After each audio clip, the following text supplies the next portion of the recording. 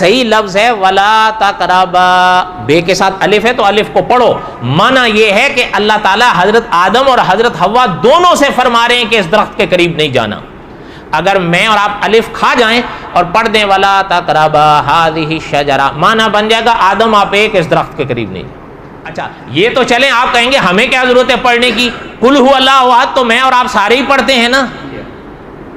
پہلا حرف قل، علماء نے فرمایا بڑی کاف ہے، اس کو بڑے کاف کے تلفظ سے ادا کرو. عام طور پر کئی جانے انجانے میں قل، حالانکہ یہ چھوٹی کاف کا انداز ہے اور معنی میں زمین آسمان کا فرق ہے. صحیح لفظ بڑی کاف ہے قل، معنی یہ ہے میرے نبی کہہ دیں ان سے.